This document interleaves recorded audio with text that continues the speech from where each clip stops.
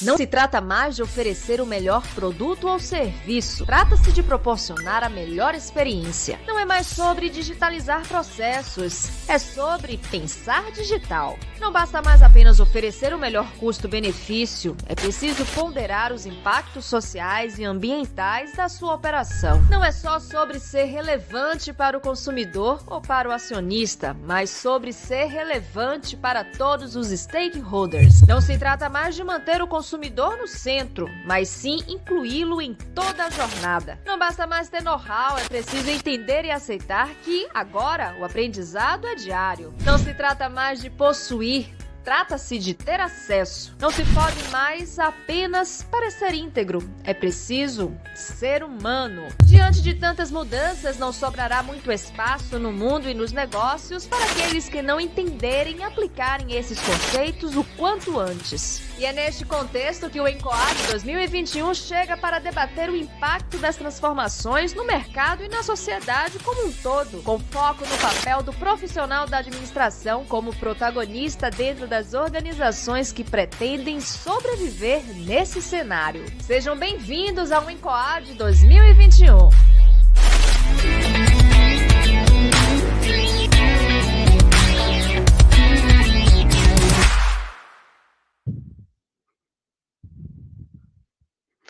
Boa tarde, pessoal. Sejam todos muito bem-vindos ao canal A Serviço da Administração. Hoje, diretamente aqui do estúdio do CRA São Paulo, na nossa sede. E, como vocês viram, já iniciamos aqui essa transmissão, mostrando para vocês um evento que nos dá muito orgulho de fazer acontecer, que é o Encontro do Conhecimento em Administração, o ENCOAD 2021. Alguns de vocês já devem conhecer, é o nosso maior evento anual, uma programação recheada de muitas informações, conteúdos fundamentais para a carreira de vocês, negócios. Então, a dica que eu dou já é, enquanto eu vou dando boa tarde aqui, boas-vindas para todo mundo que está chegando aqui no nosso chat, corre lá e já se inscreve nesse evento se você ainda não fez a inscrição, é encoad.com.br. Está aqui já na nossa telinha, a produção colocou, já faz a sua inscrição, já participa dos 4 dias de evento, lembrando que trata-se de um evento gratuito, tá bom? Então, conto bastante aí com a participação de vocês, tenho certeza que vocês vão adorar, é um super evento, tá bom? Vamos ver quem que está chegando aqui no nosso chat. A Natália Antunes, boa tarde, Natália. Deixa eu pegar aqui o meu celular que é mais fácil, vamos lá. A Noralice Barbosa está aqui conosco, boa tarde, Noralice. Boa tarde também a Diana Castro, bastante gente chegando, já vão colocando aqui para mim de qual cidade vocês estão nos assistindo. Estamos sempre curiosos para saber se estamos alcançando aí o Brasil todo aí com as nossas transmissões. Vamos ver quem está por aqui. A Camila Fernanda da Silva, boa tarde, Camila. Boa tarde a Márcia Panzardi, que está aqui conosco também. A Keila Santos. Bastante gente aqui chegando. O professor Aguinaldo dos Santos, que participa aqui do nosso Centro do Conhecimento, também está conosco. Seja bem-vindo, professor Aguinaldo.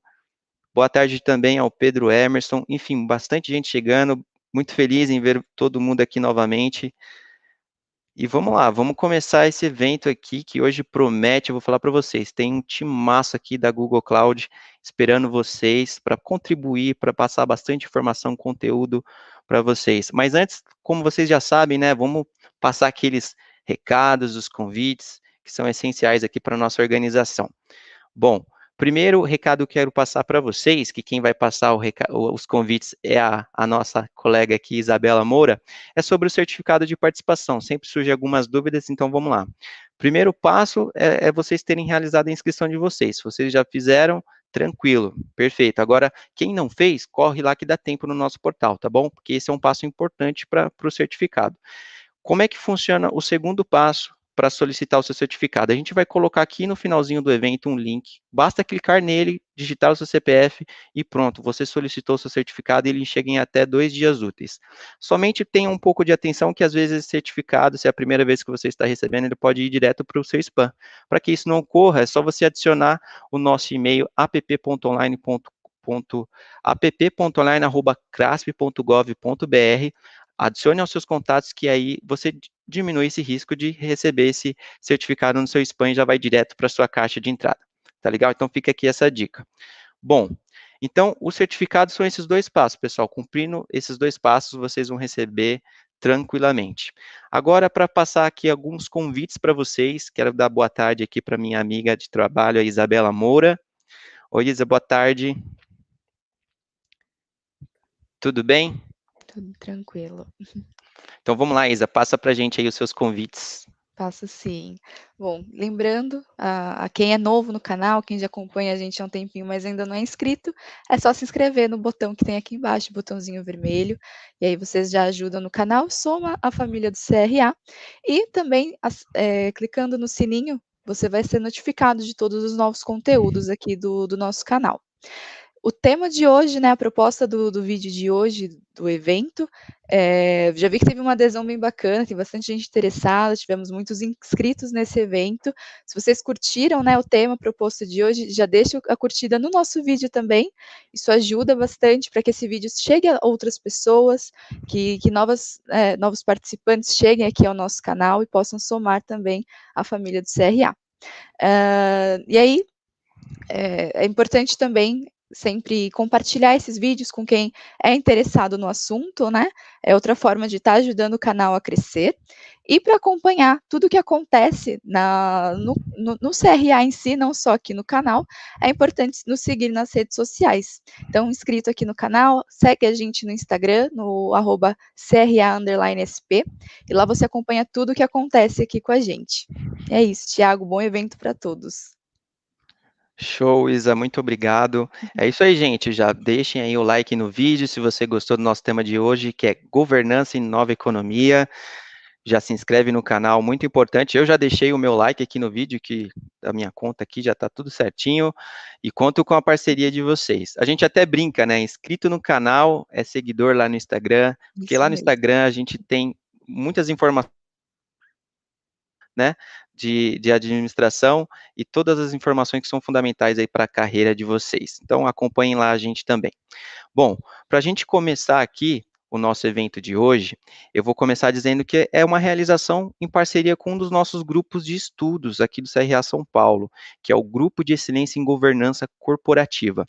Hoje, a gente vai ter a moderação representando aqui o nosso evento pelo administrador-geral do Falcão, para o qual agora eu quero dar boa tarde e boas-vindas, que vai aparecer aqui na nossa tela. Boa tarde, professor Geraldo, tudo bem? Tudo bem, Thiago. Muito frio por aí? Por aqui tá frio.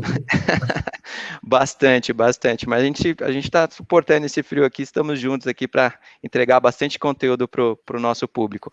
Bom, professor, sem mais delongas, quero te agradecer novamente por estar aqui representando o nosso grupo de estudos e também por ter feito essa interface com o pessoal da Google Cloud, que tenho certeza que vai ser um evento muito bacana, e eu estarei aqui assistindo também nos bastidores. E agora a palavra é contigo.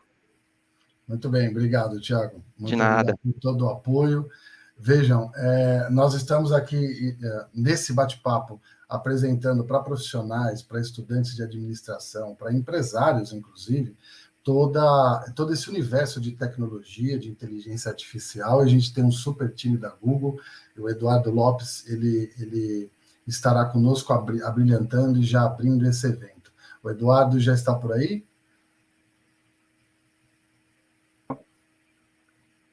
Tudo bom?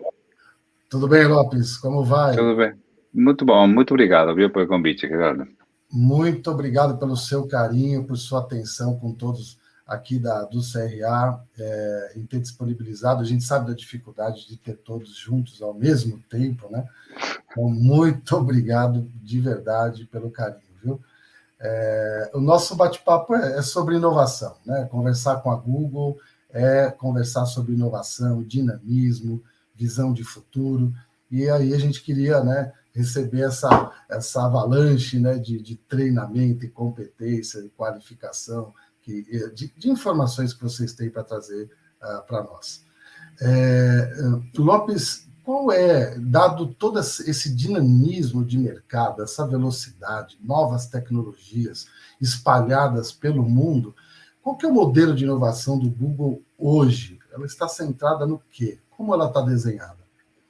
Bom, eu tenho uma pequena apresentação, Geraldo. Vou começar ela, se você quiser compartilhar.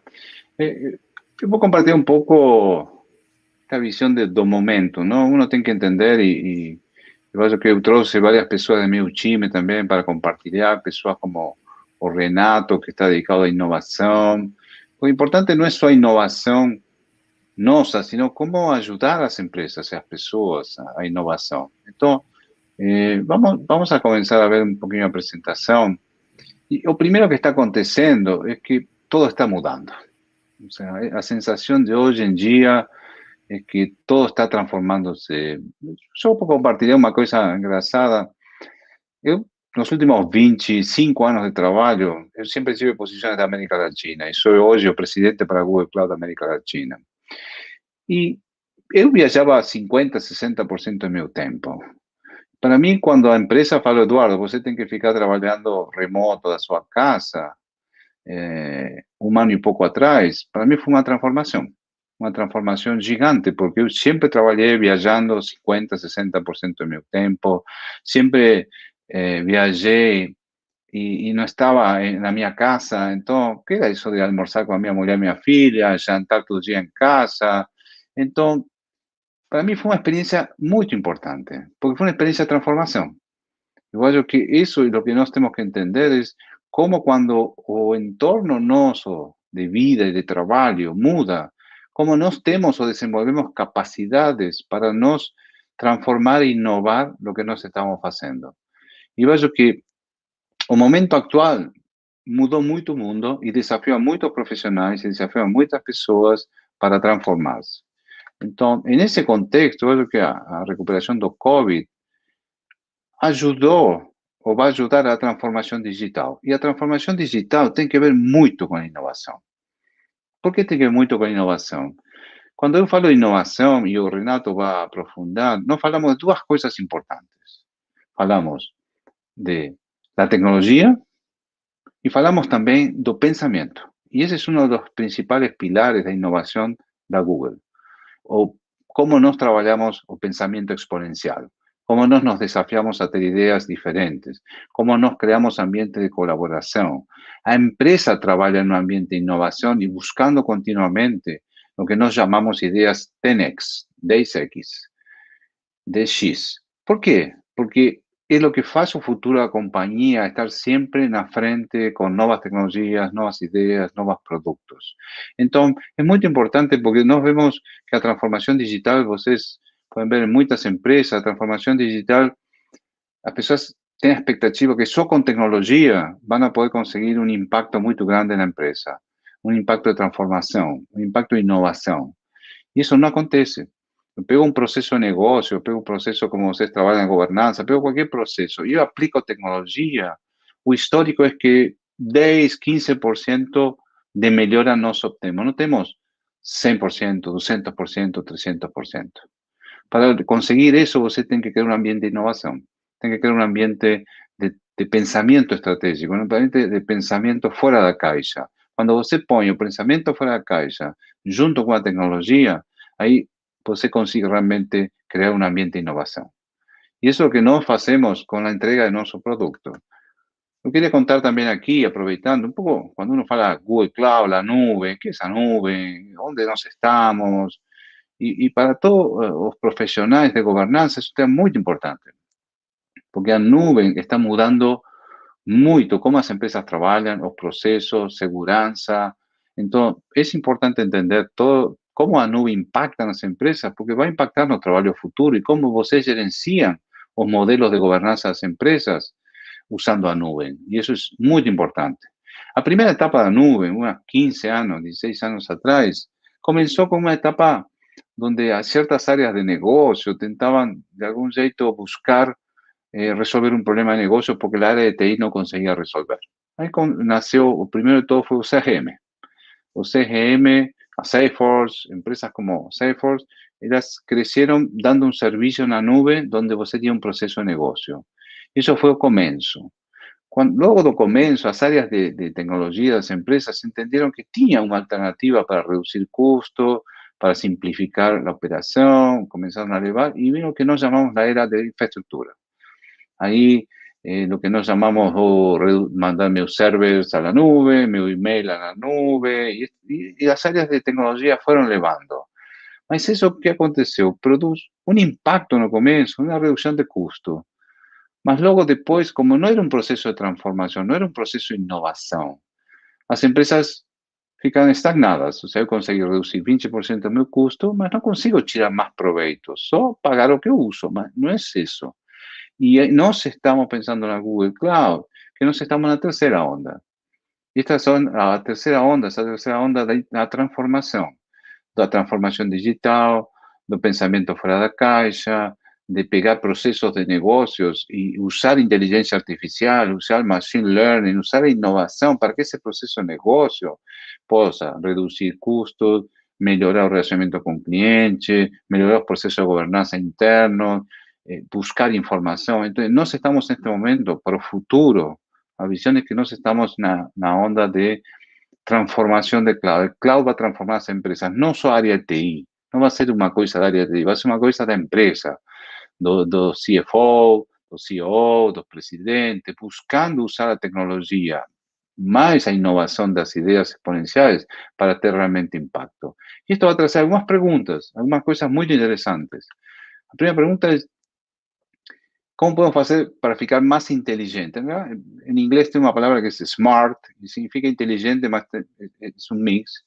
Y yo creo que aquí es donde nos tenemos que entender cómo usar machine learning, cómo usar AI, cómo usar las tecnologías nuevas para claramente entender mucho mejor las informaciones que tiene la compañía. Esos relatorios gigantes, cómo puedo poner inteligencia artificial en los procesos para no rápidamente capturar situações, rapidamente fazer diagnóstico. Esto va a ser claramente una de las preguntas que Cloud va a ayudar a responder con inteligencia artificial y machine learning, y eso es innovación. La segunda es, ¿cómo nos transformamos y al mismo tiempo mantenemos libertad de adaptación? ¿Qué quiere decir esto? Yo falaría que o COVID mostró que en 5 minutos o mundo ficou totalmente desestructurado. Bueno, 5 minutos, mas un evento transformó el mundo. Pessoas en casa, cuidar das pessoas, cuidar das famílias, as prioridades mudaram, a prioridade de cuidar das pessoas, a economia ficou de trás. Mas, o que acontece para o futuro? Será que uno tem que ter a ideia e a capacidade de poder estar claramente, como poderia falar, aproveitando as tendências, aproveitando a transformação? Então, eu acho que nós temos que ter a capacidade, a liberdade de adaptação, essa liberdade de poder rapidamente adaptar nossa empresa e nosso trabalho a uma nova tendência de mercado, a um novo desafio de mercado. Segunda pergunta, e está relacionada com a inovação. A terceira é: como conectamos as pessoas? Cada vez mais o trabalho em casa, o trabalho remoto, el conseguir você trabalhar diretamente de diferentes lugares, a conectividade, todo isso tem transformado totalmente o mercado. Então, o cloud e a inovação está ligada a como conectar facilmente as pessoas, como criar ambientes colaborativos. A inovação está relacionada com ambiente colaborativo. Quando eu cheguei a Google, 2 anos atrás, uma das coisas que mais me impactou é como nós construímos as ideias, como nós construímos as decisões. Não é uma unidade que você chama de unidade de inovação. Não, somos todos. Ambientes de discussão, as pessoas se compartem informações, não existe essa confidencialidade para as pessoas dentro da companhia, o respeito é importante. Então, conectar as pessoas é parte da inovação, porque é parte de ajudar na colaboração das pessoas. E na última, eu acho muito importante, é como nos protegemos. Porque el cloud es una infraestructura, mas eu vou falar uma coisa: 90% de los data centers que existen en el mundo de las empresas tienen menos seguridad que nuestra cloud. Porque nos invertimos mucho dinero en ter seguridad, encriptamiento de información, luchar contra los hackers, mantener todo ese tipo de información. Entonces, la seguridad es importantísima para el futuro, es una cosa que nos tenemos que proteger y que la innovación y el cloud tienen que ayudar a llevar a esa protección de las informaciones.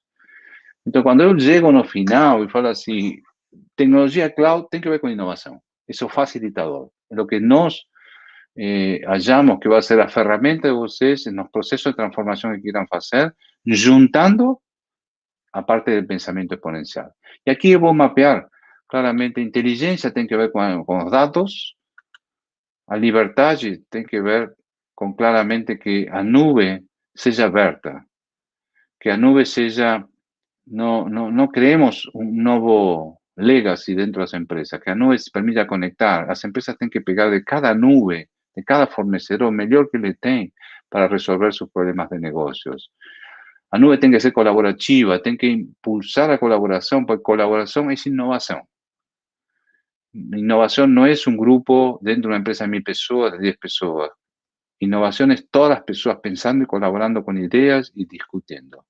Y lo más importante, la nube tiene que ser confiable. Los niveles de seguridad tienen que ser mucho mejores que la empresa tiene y tienen que estar alineados totalmente a un mundo mucho más conectado. Pues discutan, no, hackers de Rusia, hackers de China, o sea, el mundo tiene que estar muy protegido porque la interoperabilidad que hoy existe es gigantesca.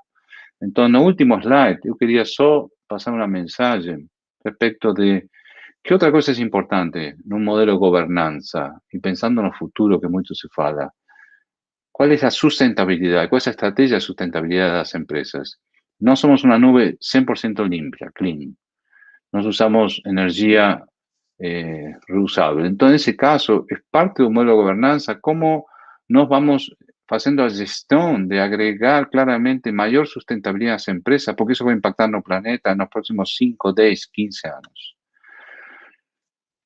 A nube también ayuda a que ustedes tengan una mejor economía en costos de TI, en costos de infraestructura. Entonces, la economía financiera es muy importante porque usted va a un modelo flexible. Entonces, usted no tiene que gastar CAPEX adiantados para tener un retorno de investimento en 2 años, 3 años, 4 años. Ese modelo no existe mucho más. Ese modelo es muy longe porque el mercado muda mucho, pero muy rápido. ¿Sí?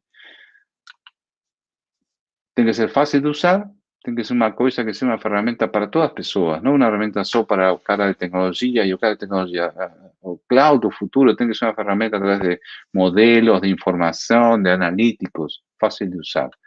Y el último punto, que no tenemos mucho foco, es nos cada vez más buscamos cómo aplicar tecnología a los procesos de negocio de las industrias.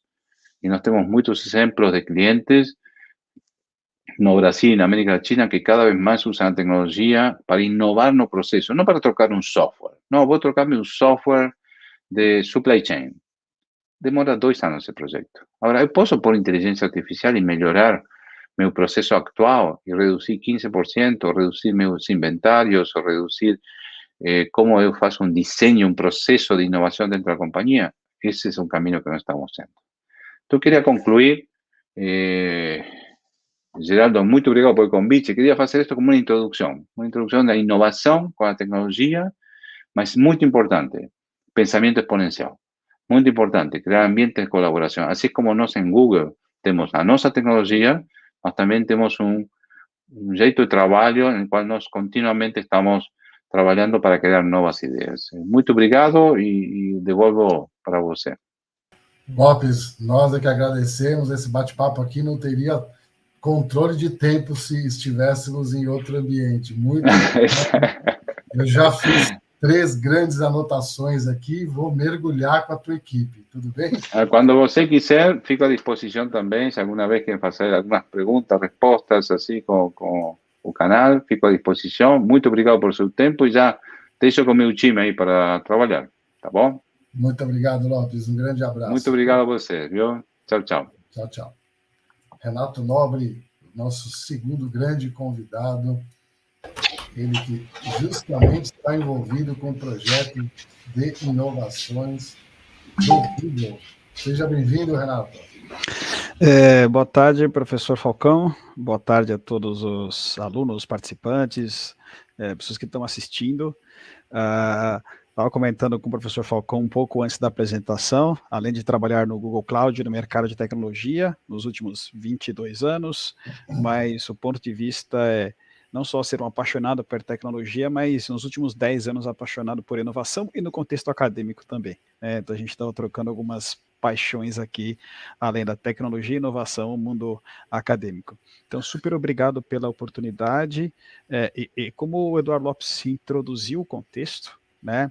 Inovação é um tema bastante amplo. Se a gente for olhar academicamente, quem que fala inovação desde muito tempo, né? Diferentes autores falam sobre modelos de negócios, falam sobre inovações de processo, inovação de marketing, inovação de produto, serviço. E quando a gente pensa, né, em governança, né, e essa nova economia, esse novo contexto, cada vez mais fluido, cada vez mais volátil, a gente também tem que trabalhar num certo sentido, com governança. Né? E o que significa essa governança? O Eduardo Lopes fez uma introdução com relação a esse pensamento disruptivo, né? Porque existe essa definição entre inovação incremental e inovação disruptiva. E aí tem uma frase aqui, um quote colocado pelo fundador do Google, Larry Page, que é sempre assim: quando você traz alguma ideia, quando você pensa em alguma disrupção dentro da empresa com qual você faz parte, você vai entregar, não, mas por que isso aqui está fora do nosso, que o pessoal chama do nosso core, do nosso negócio, né? Isso aqui não vai dar certo, né? É um pouco daquilo que se fala do fazer o papel do advogado do diabo, mas na verdade aqui é nessa rejeição, muitas vezes interna, que acaba acontecendo, que estão as oportunidades. Então, se eu pegar essa ideia, levar para um investidor, justamente ele vai estar dizendo, não, mas você vai investir, né, um pouco nessas ideias malucas, mas ideias malucas como hoje tem, colocadas no mercado, o YouTube, o Chrome, o Android, são essas ideias malucas que, no certo sentido, precisaram ser tracionadas, né? Então ele comentou aqui, se você não está fazendo coisas malucas, você está fazendo coisas erradas. Claro que quando a gente pensa como processo de governança, a gente tem que fazer a dosagem, a gente tem que fazer a alocação de recursos dedicados ao que existe na empresa e a parte nova que uma empresa estabelecida está buscando. Se eu contextualizar isso no mundo das startups, o contexto é um pouco diferente, porque a startup tem de mercado tecnológico ou não, tem pouco recurso e eu preciso maximizar os recursos, os poucos recursos que tem. Então, inovar numa empresa grande, numa empresa estabelecida tem um certo contexto, e inovar numa empresa nova tem outro. Mas é pensar um pouco nessa flecha que está marcada aqui do fazer o impossível. E se a gente está falando como governança, né, a inovação ela não é um evento, algo esporádico que uma organização vai fazer, ela é um processo. Assim como a gente está acostumado que processos de cobrança, processos da contabilidade, contas a pagar, contas a receber, processo de aquisição de cliente, processo de geração de campanhas, processo de fluxo de caixa. A gente está acostumado, até na administração, eu sou engenheiro de produção, mas a gente está acostumado a gerir processos, os processos que estão estabelecidos. Só que a inovação, né, e tratar a inovação como um processo é algo que a gente vem percebendo no mercado corporativo nos últimos 10, 12 anos, aí através de metodologias ágeis, né, como o Lean Startup, através de design sprint, que o próprio Google ajudou a cunhar esse mundo ágil dentro do mundo da área do design thinking, inovação em modelo de negócio, né, vários frameworks. Então, o ponto de vista aqui, quando a gente fala em governança, é necessário que a gente tenha um framework, um processo, uma governança estabelecida pelo processo de inovação. Né? Eu não posso centralizar demais e eu não posso descentralizar demais. E dentro desse contexto, quando a gente fala modelo de inovação, existem 5 pilares, desde a fundação, desde 1998 com o Google, nesses 5 pilares. Então, o primeiro pilar é chamado inovação como cultura. Como internamente a gente consegue, claro que isso que funcionou para o Google e potencialmente cada uma das empresas com quais vocês vão a trabalhar, vão buscar, busque também quais são esses elementos de inovação dentro do propósito da companhia, daquilo que é algo que faça sentido para a organização e sentido para vocês. O segundo é o foco na resolução de problemas. E aí, quando o Eduardo comentou sobre o pensar fora da caixa, tem a ver com sempre procurar entender qual é o principal desafio que o cliente tem. O cliente pode ser uma empresa, o cliente pode ser um consumidor. O terceiro ponto é construir plataformas abertas. Né? Então, não estamos falando de software aberto, que muitas vezes se denomina no mercado de tecnologia como softwares open source, que os códigos podem ser reutilizados por outras pessoas, mas também tem a ver com conhecimento, né? Transformar o conhecimento numa plataforma aberta. Sobre ferramentas, né? Então eu vou detalhar um pouquinho mais, utilizar a tecnologia adequada, então tecnologia limpa, tecnologia aberta que permita que o cliente possa crescer de acordo com a sua necessidade, né? Então a gente transforma a tecnologia como uma utilidade e construir o time certo, né? Tá em último, na verdade, não, no final, mas não menos importante, o mais importante tem essa questão com pessoas, desde a aquisição até o desenvolvimento do time que faz parte. Não só daquilo que entrega, né, os produtos e as inovações no contexto atual, mas pensa também quais são as habilidades que eu preciso ter para desenvolver projetos de inovação, que são duas mecânicas ou duas habilidades que os times, quando trabalham em projetos de inovação, tem que ter um time mesclado aqui entre executores e pensadores aqui de um futuro desejável. Inovação como cultura. Gostaria aqui para vocês detalhar 2 grandes pontos práticas, né? Porque não adianta eu falar de conceito se não tiver algo tangível. As ideias podem vir de todos os lugares. Então, dentro do Google é estabelecido 2 grandes componentes para, não vou dizer uma plataforma de submissão de ideias, mas a forma de fomentar que os próprios colaboradores pensem em disrupções, pensem em novas coisas. O projeto 20% do tempo é o tempo que leva para trabalhar em algo diferente do seu principal com o qual você foi contratado. Então, por exemplo, o Gmail surgiu em função de um engenheiro perceber que precisava organizar e-mails e ele fez isso nesses 20% do tempo que tem pré-aprovado, desenvolveu o Gmail, que hoje temos diferentes aplicações, né? Essas aplicações que vocês conhecem, Gmail, YouTube, calendário, Google Meet, por aí vai. Hoje temos 9 dessas aplicações que tem mais 1 bilhão de usuários. Então, começou uma delas com um projeto de um conjunto de engenheiros nesse projeto de 20%. Esse vídeo que vocês estão vendo aqui ao lado esquerdo é um projeto de avaliar diabetes olhando a retina, olhando por imagem e inteligência artificial. Esse é um projeto interno que ele pode se transformar num produto em que o Google ou o Google Cloud vai colocar isso no mercado, né? Então, esse é um primeiro ponto. Vamos imaginar que eu estou participando de um projeto de 20%, mas eu quero passar não só os 20% do meu tempo alocado nesse projeto. Então, existe uma incubadora, né? Então, incubadora ou uma aceleradora interna chamada Área 120. Por que 120, Renato? Né? Porque eu passo 100% do tempo nesse projeto 20%, pelo menos por 6 meses. Mas quem já participou de hackathons, quem já participou de processo de aceleração, de apresentação, existe um pitch, existe tá ali, Join Us, Apply Now, existe um site interno onde qualquer pessoa do Google Cloud, YouTube, de toda da parte de diferentes áreas, eu quero melhorar um produto e esse produto pode se transformar ou criar um novo produto. Então, existe até um blog externo que mostra essas ideias que foram criadas pela Área 120, quando uma pessoa, um grupo de pessoas, de Googlers, que são os funcionários do Google, aplicaram. E esses produtos passam por acelerações internas, né, que é acesso a recursos, mentorias internas para levar esse produto para o mercado. Alguns produtos não vão ao mercado, mas esse aprendizado pode servir para uma nova feature, uma nova funcionalidade de um produto existente, né? Então, tem vários produtos que ainda virão a surgir que foi fruto desse fomento interno. Quem utiliza celular Android, quando a gente faz mais à esquerda, aquele cards que mostra o tempo, a agenda do dia, foi fruto de um projeto, de uma ideia da Área 120%. Só que tem softwares que são próprios e de uso interno. Então, tem um projeto da Área 120 que é um gerador de memes. Então, para que o ambiente de trabalho também seja ao mesmo tempo, né, que a gente entrega as inovações e ao mesmo tempo divertido, então tem um gerador de memes interno com templates. Isso é algo que até um cliente chamou a atenção dele outro dia. E como que a gente também fomenta essa inovação como cultura?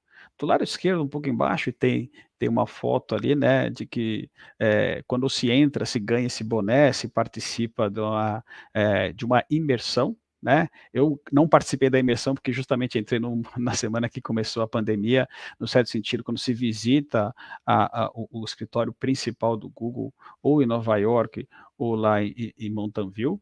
dos Estados Unidos, lá na parte de São Francisco, mas o ponto principal aqui é que está escrito Google to Google, Grow e GTanks. Google to Google é, o Renato conhece inovação e eu posso dar um treinamento para um colega do Google de Dubai, ou da Argentina, sobre design, sobre inovação.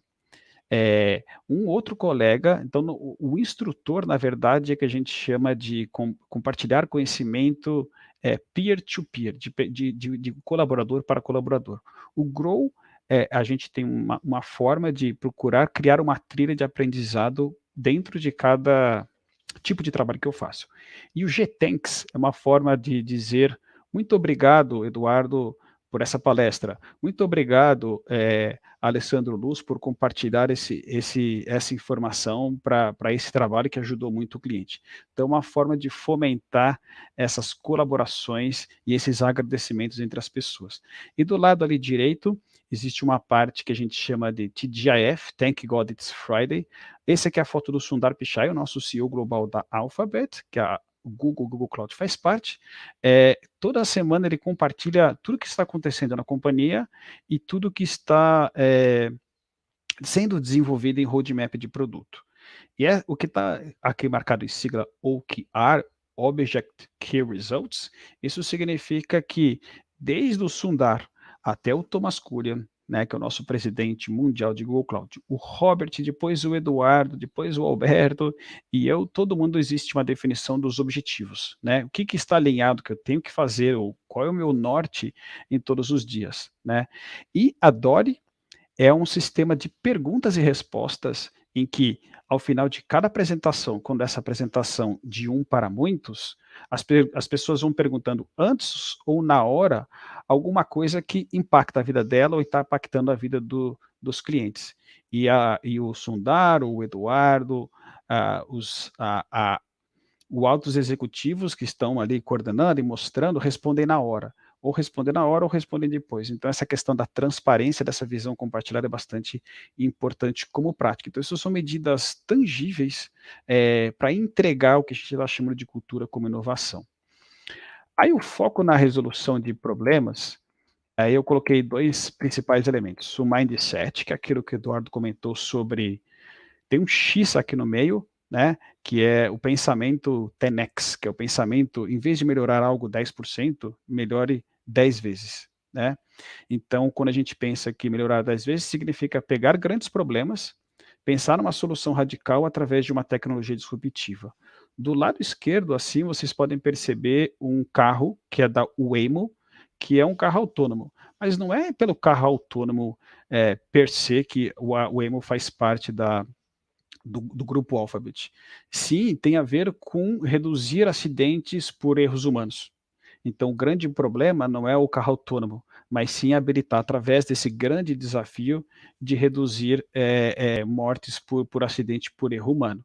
Claro que isso permite não só diminuir acidentes, mas também permite pessoas com deficiência visual conseguirem se movimentar através desse tipo de veículo, que possa ser adquirido pelo cliente ou possa, de repente, ser algo como serviço.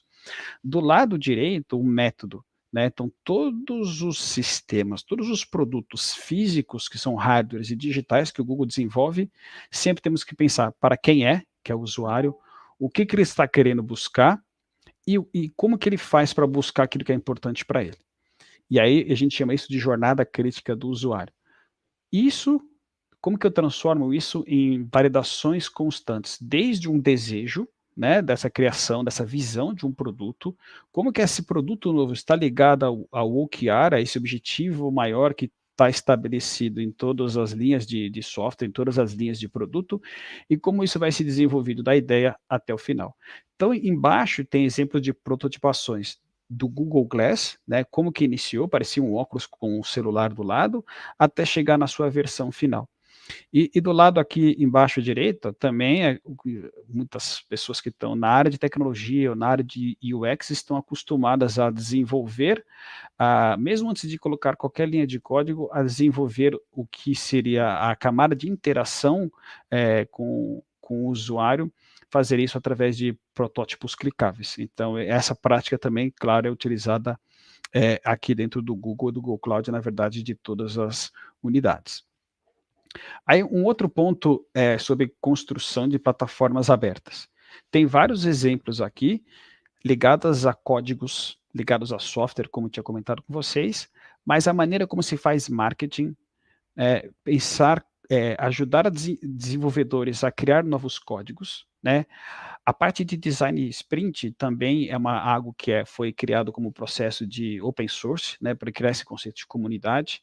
Uma parte de saúde ou desenvolvimento moderno que se comenta na tecnologia, microserviços, Kubernetes, formas de se desenvolver que possam ter uma maior escala, ou mesmo a parte de aprendizado de máquina, né, que uma das bibliotecas mais famosas, chamada TensorFlow, também ela é de código aberto.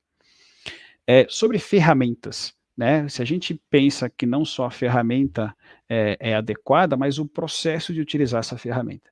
Então, tem dois pontos principais aqui que são utilizadas no desenvolvimento do sistema e também isso é levado para o mercado, que a gente chama do desenvolvimento ou integração contínua, né, o DevOps, ou que se usa DevSecOps, Sec de segurança, porque isso tem que se fazer parte desse processo de desenvolvimento, e a parte do SRE, né, que foi um termo e uma prática descrita pelo Google na hora de fazer construção. Na verdade, é porque qualquer alteração que eu faço pode impactar a vida de bilhões de pessoas.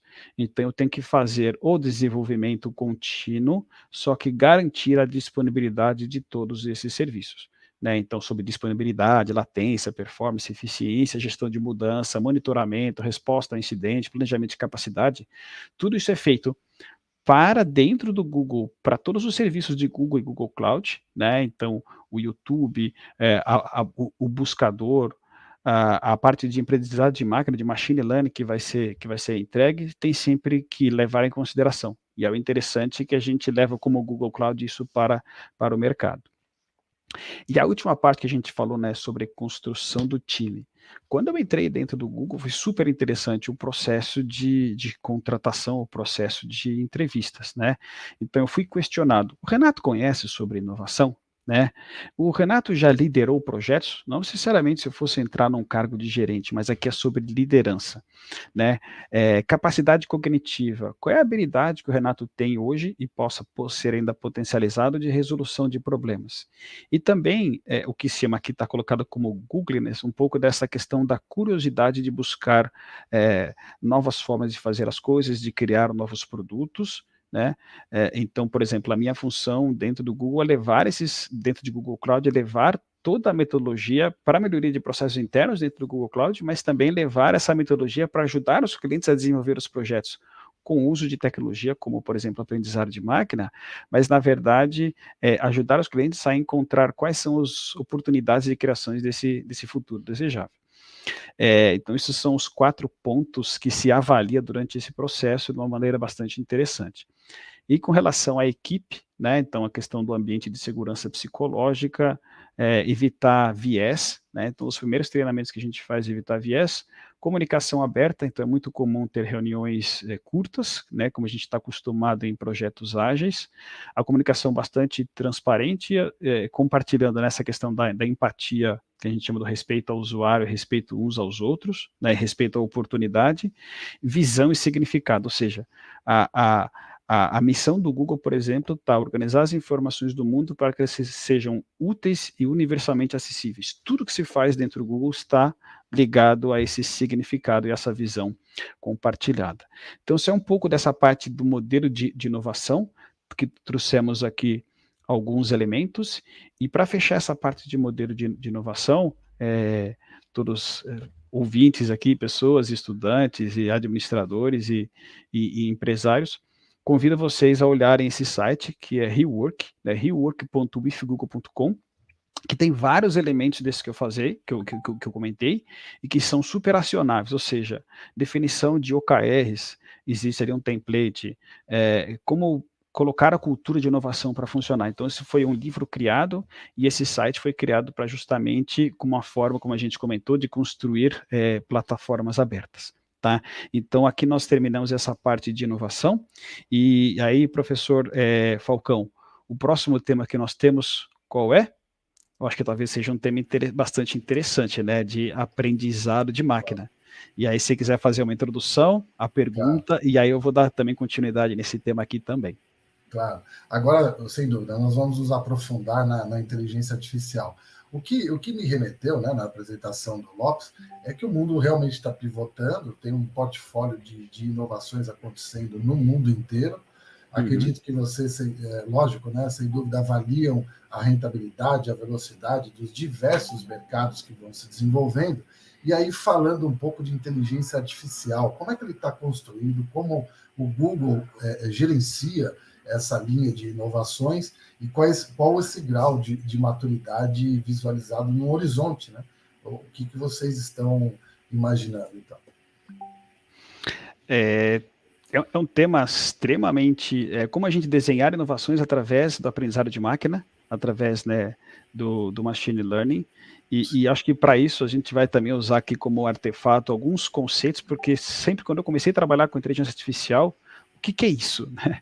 Porque se fala, assim como tem tecnologias disruptivas como IoT, manufatura 4.0, inteligência artificial, deep learning, aprendizado profundo, como que isso se pode ser colaborado? Então, eu vou voltar aqui para a apresentação.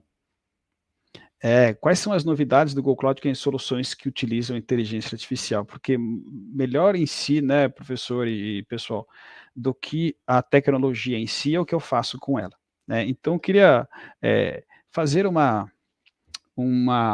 abordagem em 3 camadas, né? A gente costuma dizer, tem aqui um exemplo, né, de um aplicativo de banco, né, de mobile bank, mas na verdade vamos imaginar que é sempre mobile first, né, sempre primeiro mobile, que seja através de API, que seja por aprendizado de máquina também, machine learning first, se a gente pudesse colocar assim, né. Aí tomamos como exemplo aqui de um banco, né, a gente acaba dividindo, na verdade, aqui através dessa explicação de um celular. Na frente do vidro, aquilo que o cliente vê. Então, o cliente demanda atendimento de cliente de forma mais inteligente, de forma mais preditiva, melhorias no processo do onboarding, automação do seu atendimento, aconselhamento personalizado. Traga aquilo que seja relevante para mim, na relação com o banco, traga aquilo que seja relevante para mim quando eu estou assistindo um vídeo de entretenimento em qualquer plataforma de áudio ou de vídeo.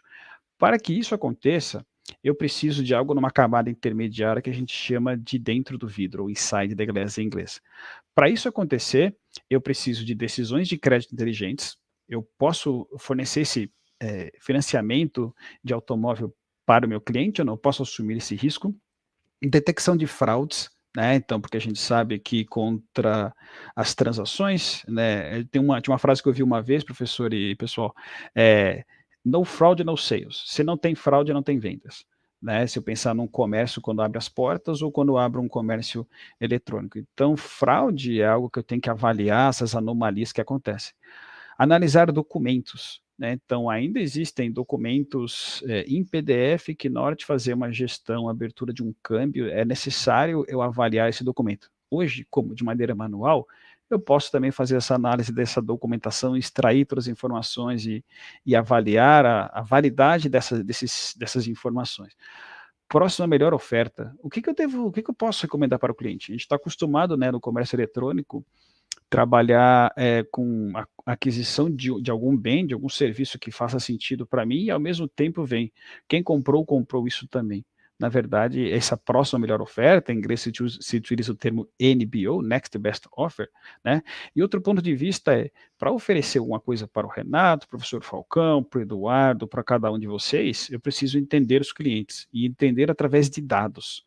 E eu acabei não comentando antes, pensando que todo o processo tem que ser data-driven, né? Então, o Google, que era inicialmente, o Alphabet, inicialmente uma empresa de marketing, passou a ser uma empresa de dados para uma empresa de inteligência artificial, né? Porque a extração daquela inteligência, daquela informação sobre os dados para me ajudar a tomar decisões. Então, parte da cultura, eu não destaquei, mas parte da cultura inerente é ser direcionada a dados quando se fala, né, de cultura data-driven.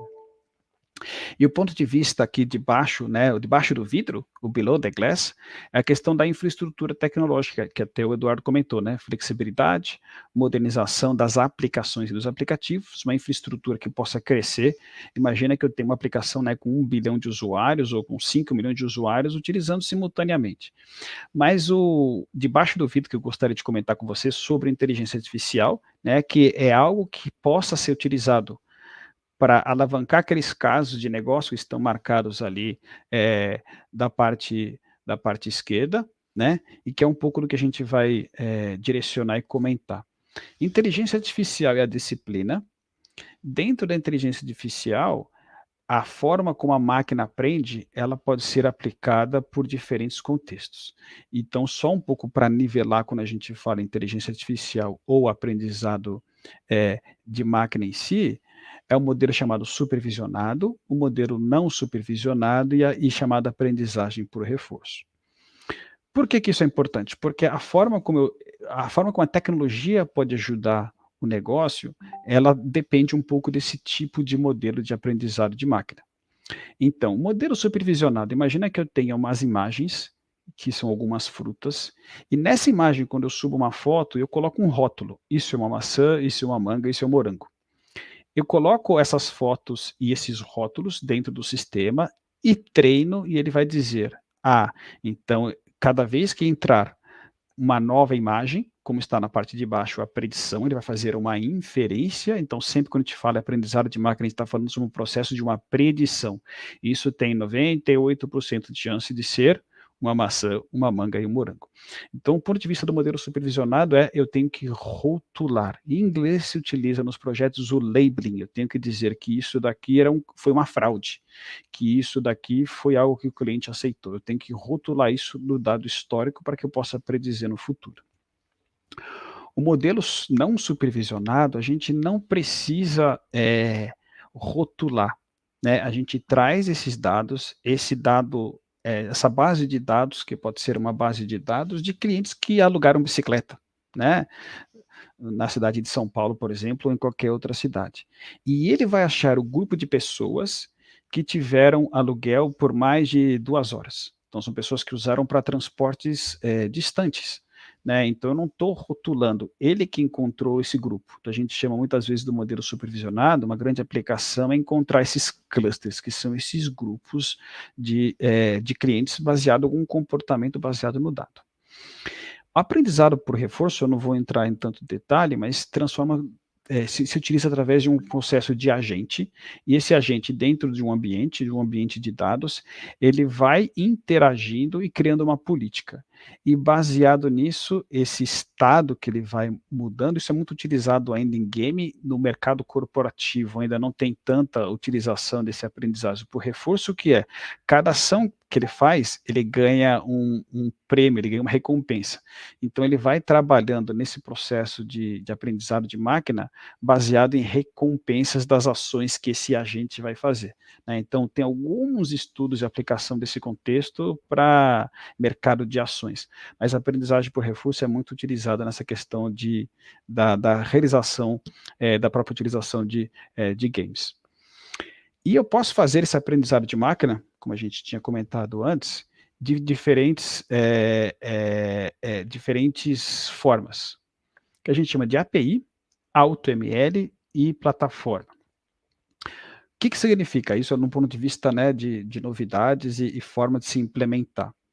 Eu quero tirar uma foto, se eu estiver na frente do Parque do Ibirapuera, na frente do MASP, ali na Avenida Paulista, né?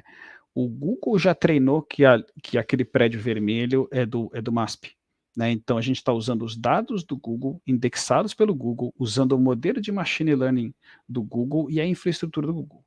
Então, eu quero saber o que a pessoa falou no Twitter dela, isso é um sentimento positivo, negativo ou neutro. Eu quero transformar isso que eu estou falando em texto, que a gente chama de fala para texto. No meio do caminho, eu não quero usar as imagens, os áudios, os textos, os sentimentos do Google. Eu quero fazer o meu, mas quero fazer com uma forma rápida e fácil de interface. A gente chama isso de AutoML. aonde a gente usa o modelo do Google, que ele seleciona qual é o melhor algoritmo, usa a nossa infraestrutura, que eu posso treinar e fazer a predição, mas os dados é do cliente, né? Ou dizendo, não, eu quero trazer os meus dados e eu quero construir o modelo.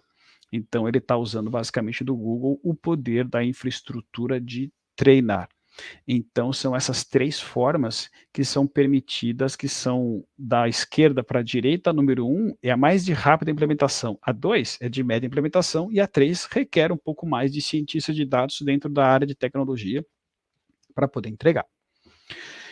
Quando a gente está falando, então, sobre modelos supervisionados, a gente pode falar sobre imagem, né? Então, existe a imagem API, existe a imagem de AutoML. Então, sempre tem essa questão, se eu estou tratando sobre imagens por API ou por a imagem treinada pelo cliente. Só que a imagem também pode ser um vídeo. Eu posso, por exemplo, detectar animais passando perto da minha casa ou quantidade de carros que passou ou se são caminhões que passaram dentro da minha, por uma imagem de alguma câmera. A parte de texto que eu posso fazer traduções, eu posso entender o sentimento e classificar, fazer uma análise semântica daquilo que se foi falado no e-mail ou, por exemplo, num Twitter, num post, em alguma rede social, e eu posso fazer tanto essa análise por API, que os termos são treinados pelo Google, ou também treinados por uma base que o próprio cliente possa fornecer. A parte de conversação não é sobre chatbot, mas que a intenção dos usuários seja através de um robô e esse robô possa ter diferentes canais de consumo. A parte de texto para voz e de voz para texto. E uma parte no final que a gente chama de tables, de tabelas, que são dados estruturados. Um exemplo de visão, né? Análise de imagens médicas para poder fazer inferência de problemas na retina, pessoas que têm problemas de diabetes em função da informação que está na retina. Compressão de documentos, inspeções aéreas para fazer manutenção, né, daqueles geradores de energia, identificar problema na produção, gestão de conteúdo, estou passando um filme, quais foram as marcas que passaram no filme, descoberta de produto num varejo, né, verificação de estoque, avaliação de danos, eu bati meu carro, quero abrir o seguro, mas qual é a quantidade de estrago que foi feito? Análise de cultura agrícola, conservação ambiental, automação de armazém, moderação de conteúdo, análise geológica e a segurança do trabalhador. Isso são aplicações de modelos quando estou utilizando imagem, ou computação visual, ou computer vision, que é um outro termo. A parte de vídeo em si, eu posso rastrear objetos, eu posso entender a ação que aquele jogador está fazendo, eu posso entender quais foram as tomadas que foram feitas e fazer também uma classificação do vídeo, ou se eu pegar um vídeo, eu posso extrair o texto desse vídeo e fazer um processo da geração de uma campanha baseado no próprio vídeo que o usuário colocou. A parte de texto que a gente tinha comentado, de fazer uma extração de entidades e uma análise de sentimentos, de estrutura de sentença.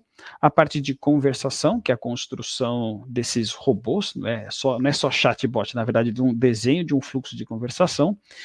Isso vocês podem testar, subir uma foto da sua CNH, né, nesse aqui que está cloud.google.com/vision, vocês podem testar, a tradução também, essa questão de entender, análise se a tua frase está sendo analisado como um benefício, um elogio à marca, ou estou falando mal daquela marca, e a parte de voz também. Então, vocês podem testar, isso é de forma gratuita, para entender essa API.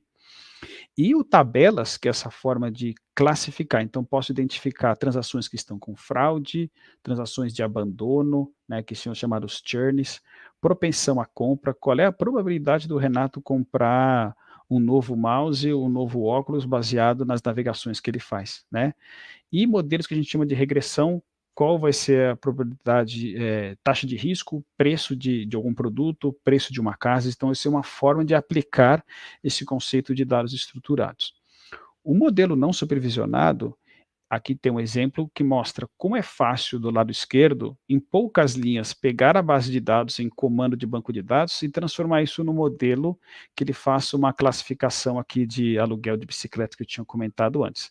Especifica qual modelo, ele vai lá e treina e acha, você tem 4 grupos. E do lado direito está mostrando aqui como que ele faz, ele vai tentando achar dentro desse conjunto de dados.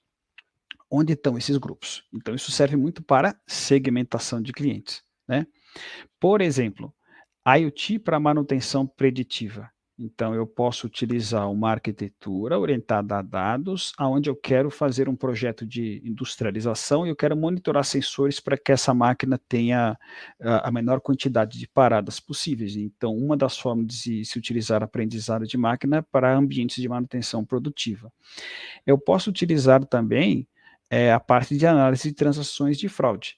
Quais são qual é a porcentagem de fraude que está acontecendo, né? Qual é a probabilidade da transação de um cartão de crédito ser passado em 2 lugares, ou com um intervalo muito pequeno nesses 2 lugares, né?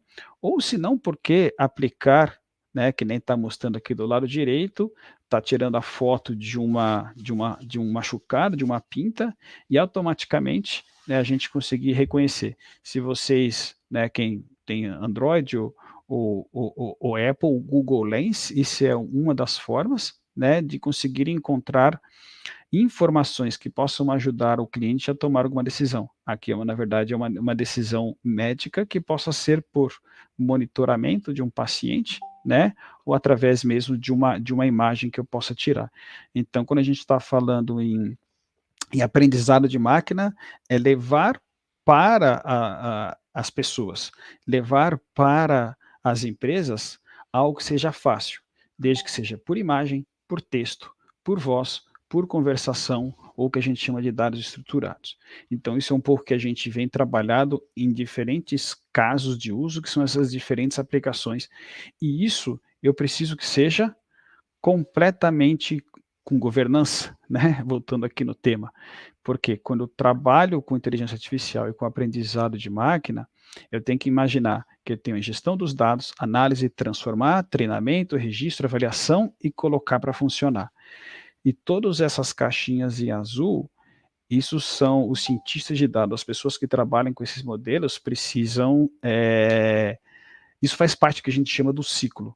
E cada ciclo e cada momento desse, né, existem tecnologias que a gente hoje lançou recentemente, chamada Vertex AI, que todo o fluxo de vida de um modelo que ele precisa ser melhorado de tempos em tempos, porque o mais importante, talvez, nesse nosso fechamento desse tema aqui, professor Falcão e pessoal, é pensar no ciclo contínuo que a gente chama de MLOps, ou a parte operacional de projetos que utilizam aprendizado de máquina, que começa desde a definição do caso de uso de negócio, que alguns a gente colocou, e para cada cliente a gente faz até utilizando o Design Sprint como forma de entender essa necessidade de pensar qual é a melhor forma de aplicar, e se a inteligência artificial faz sentido explorar dados, selecionar algoritmo, pipeline de dados, às vezes tem que ajustar os dados, construir modelo, avaliar, apresentar os resultados, implementar e colocar em produção essa próxima melhor oferta e monitorar o modelo. E isso continuamente passa por um processo, então, cíclico. Então, nesse sentido, professor e pessoal, é um pouco sobre o que existe hoje de aprendizado de máquina para poder ajudar as empresas e as pessoas a tomarem decisões mais inteligentes. Eu gosto, uma vez quando eu aprendi, que dados se transformam em informação, se transforma em conhecimento, se transforma em inteligência. A inteligência é a nossa capacidade de resolução de problemas, né? Se a gente parar para pensar, são pessoas servindo pessoas, seja essas pessoas empresas ou consumidores finais. Então, nessa parte, a gente fecha o contexto de aprendizado de máquina, de soluções de inteligência artificial, e aí o próximo passo é, ok, né, professor? Eu acho que o ponto de contexto aqui a colocar é sobre como que a gente usa isso, né, para empreendedores, né? Eu acho que esse é o nosso próximo tema, que eu vou continuar aqui também, né? Então, se você quiser colocar uma introdução aqui, né, que você está em contato direto com os alunos, né, e empreendedores. Claro. Fazer o funil de todas essas tecnologias, fazer um planejamento, uma análise de viabilidade, e usar todo esse portfólio de produtos requer estudo de mercado, enfim. Então, é importante que você, nesse painel, mostre, né, de maneira muito rápida e objetiva, olha, o empreendedor tem um novo mercado gigantesco a ser explorado com esse portfólio. Eu acho que isso daí já é um norte, porque muita gente não conhece, sabe, Renato? Não sabe todas essas possibilidades que existem. Então, bacana, eu vou usar a própria apresentação que está ali, né, como que a gente pode, como tem auxiliado. Eu já fui empreendedor lá em 2011, numa área de certificação digital, e aprendi na prática muito daquilo que a gente percebe que está sendo abordado nas metodologias. Eu vou comentar aqui rapidamente quais são os principais pontos, não é só tecnologia, mas uma série de outras partes já compartilhadas até anteriormente na apresentação anterior. Okay. Então, eu vou utilizar alguns slides, e aí depois temos o Fábio e o Alessandro, que vão trazer outros 2 temas super relevantes aqui também. Okay. Nesse sentido, então, né, como que o Google Cloud pode auxiliar empreendedores com as suas soluções? Então, não é solução. Quando a gente está falando de solução, a gente está pensando em tecnologia, mas, na verdade, é como que eu aplico esse processo de clusterização para entregar novas soluções por um projeto novo, por um empreendimento novo que eu quero construir, a minha startup, né? Aí eu tomei aqui, talvez vocês conheçam o professor Steve Blank, que teve 9 empresas, né? Escreveu um livro, e esse livro ele comentou assim: startup, uma empresa pequena, é uma organização temporária, ambiente de alta incerteza, em busca de um modelo de negócio repetitivo e escalável. E se a gente fala em incerteza, existe uma definição acadêmica sobre os diferentes tipos de incerteza: tecnológica, mercado, regulatória, social, aceitação, gerencial, tempo e consequência. Então, como que dentro desse contexto de alta incerteza, que é, quero criar algo novo, será que o cliente vai fazer? Será que a tecnologia vai fazer? Sobre modelo de negócio. Então, vocês devem conhecer o Business Model Canvas, ou quadro do modelo de negócio, que ele cita lá, o Steve Blank cita sobre modelo de negócio. Se o modelo de negócio é para o consumidor final, ou se o modelo de negócio, na verdade, é um B2B. A minha função é entregar, no caso de Google Cloud, entregar soluções para que o modelo de negócio da empresa que está contratando a solução possa fazer. Mas se a empresa, ou na verdade, é um startup, é um empreendedor, eu tenho que imaginar quais são os grandes componentes. Eu tenho que pensar que eu tenho que experimentar, né? Então, aqui tem diferentes níveis de fidelidade dentro de um processo de inovação para reduzir essas incertezas. Então, se eu vou prototipar algo físico, se eu vou fazer um produto digital ou fazer experiência de um processo, uma dos componentes que a gente tinha comentado inicialmente era sobre a tecnologia aberta, e ela possa crescer e eu utilizar o mesmo valor financeiro para poder conseguir fazer a entrega de um produto. Eu falo então sobre metodologia. A nossa forma, existem 2 links, né, como a gente tinha comentado, o designsprint.withgoogle.com, que compartilha um pouco dessas metodologias de como criar, tem lá estudo de caso, metodologia, ferramentas e um fomento à comunidade. A parte de marketing, sim, não sei se vocês já tinham visto, mas o Think with Google lá fala sobre tendências de consumo. Então, um dos termos que eu aprendi uns anos atrás, que o Google tinha criado sobre micromomentos, né? A gente não fala em momento da vida, a gente fala em micromomentos na jornada do consumidor, estratégias de marketing, futuro do marketing e ferramentas e recursos. Então, esse é um ponto de vista que está ali, aberto, naquela questão de construir plataformas abertas. Só que a plataforma digital em si, como a gente havia comentado, né, e o Eduardo havia comentado sobre soluções específicas para a indústria, e um dos componentes é aplicar aprendizado de máquina para setor bancário, para telecom, para mídia, entretenimento, varejo, saúde, manufatura, industrial, logística, vai depender um pouco, né, do qual setor a empresa está atuando.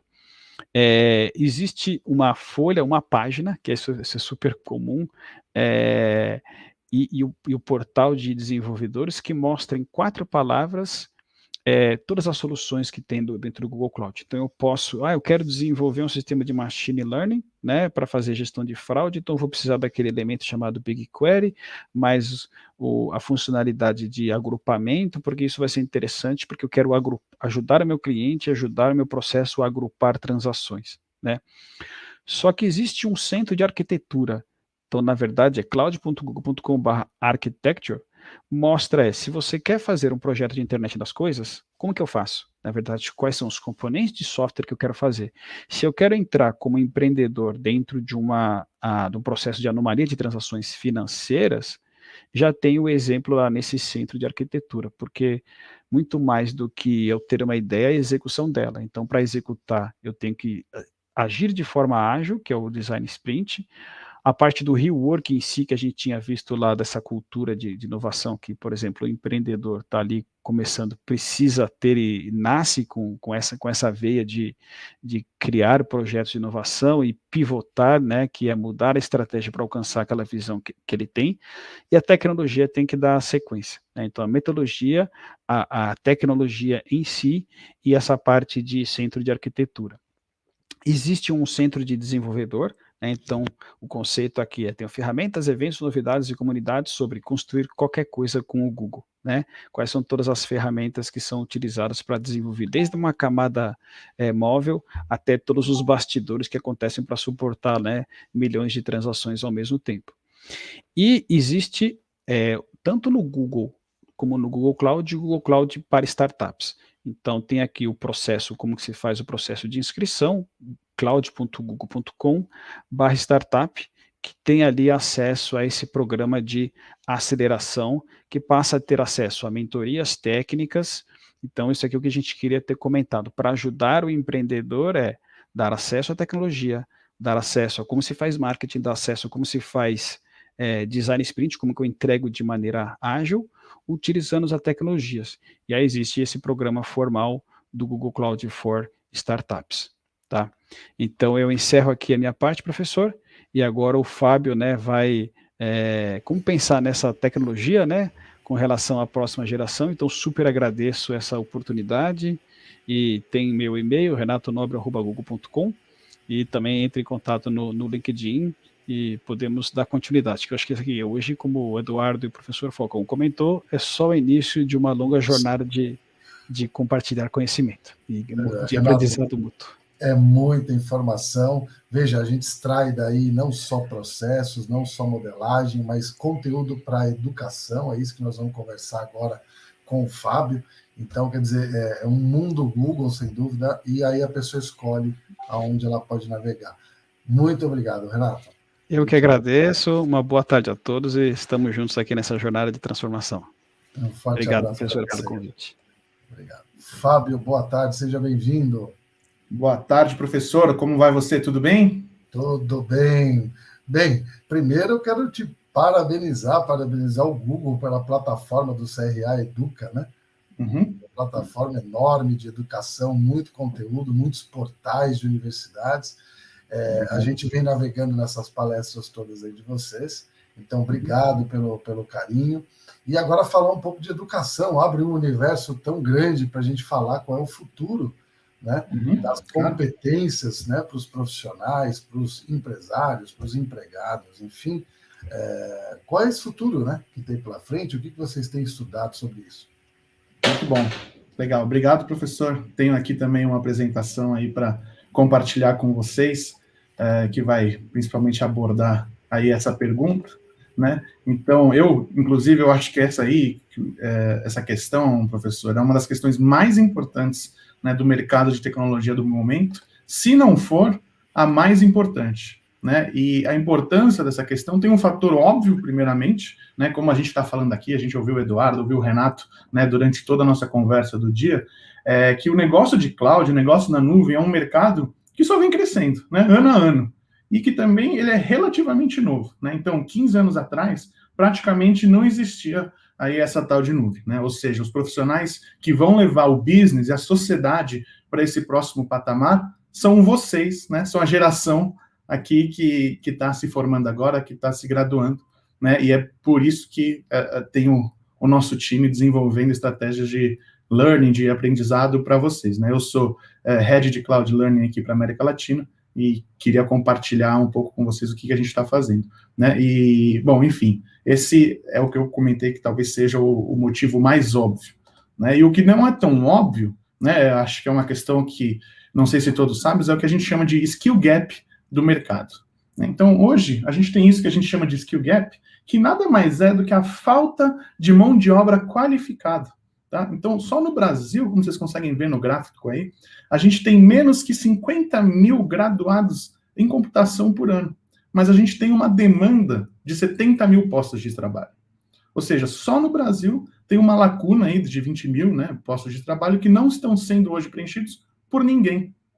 Então, acho que, como é que o mercado faz, né? Alguém deve estar se perguntando aí como é que faz com essa lacuna. E eu diria que, se você se perguntou isso, é uma ótima pergunta, porque o que acaba acontecendo na realidade, o que a gente vê aqui no nosso dia a dia, é que as empresas elas ficam disputando os profissionais e tirando ele uma das outras, né? Então fica essa disputa pelo talento e isso acaba sendo muito prejudicial para o mercado, né? Deixa o mercado paralisado e causa uma estagnação na nossa economia, né? Então, com todo o potencial de crescimento que tem o negócio de cloud, que a gente já ouviu aqui com o Eduardo e com o Renato, o maior desafio, o maior vilão da história aí é a falta de mão de obra qualificada, né? Então, bom, com todo esse contexto que eu estou dando para vocês, voltemos aí àquela pergunta original. Qual que é a estratégia do Google Cloud aí para resolver esse problema e auxiliar a nova geração para entrar no mercado de trabalho, né? Então, deixa eu voltar aqui, mudar a apresentação.